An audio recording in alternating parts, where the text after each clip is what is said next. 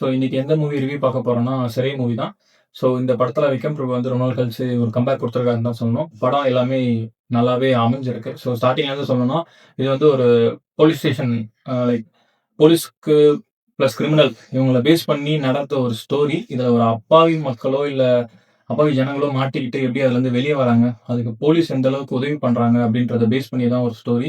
So இதுல வந்து ஸ்பெசிஃபிக்கா ஒரு ஸ்டோரி லைன் சொல்லணும், ஒன் லைன் சொல்லணும் அப்படின்னா, ஒரு ஜெயில் கைதி வந்து மாட்டிக்கிறாரு. ஸோ அவரு வந்து ஒரு ஒரு கொலை பண்ணிறாரு. அதுலேருந்து அவர் எப்படி வெளிய வராரு? அவர் அந்த கொலைய பண்ணிட்டு அவர் எந்த அளவுக்கு தண்டனை அனுபவிக்கிறாரு? எத்தன வருஷம் தண்டனை அனுபவிக்கிறாரு? ஸோ சட்டம் வந்து இதுக்கேத்த மாரி எப்படி அமைஞ்சிருக்கு? இதெல்லாம் இந்த படத்துல வந்து தெளிவா சொல்லியிருப்பாங்க. இதுக்கிடையில ஒரு சின்ன லவ் ஸ்டோரியும் வச்சிருப்பாங்க. ஈவன் ஹீரோ ஆகட்டும், இல்ல அந்த ஜெயில் கைதி ஆகட்டும், அவங்களுக்கான லவ் ஸ்டோரி அதெல்லாம் வந்து ரொம்பவே சூப்பரா கொண்டு போயிருப்பாங்க. ஸ்டார்ட்டிங்ல நெனச்சிருப்போம் என்ன அ ஒரு ஜெயில் கைதிக்கு போய் இந்த போலீஸ்லாம் ஹெல்ப் பண்ணலாமா அப்படின்னு கேட்டீங்கன்னா, ஸோ தப்பு எந்தெந்த தப்பு தப்பு நடக்காத இடத்துல கண்டிப்பா வந்து அவங்க ஹெல்ப் பண்ணலாம். அந்த மாரி தான் அவங்க கடைசியில சொல்லி படத்த முடிச்சிருப்பாங்க.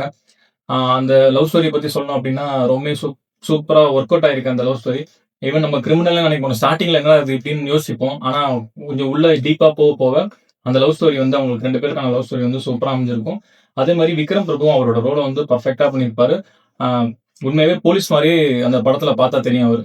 ஆ ஆக்டிங்கா இருக்கட்டும். ஸோ இந்த படத்த பொறுத்தவரைக்கும் எனக்கு music wise, acting, screenplay எல்லாமே வந்து எனக்கு ரொம்ப புடிச்சிருந்தது.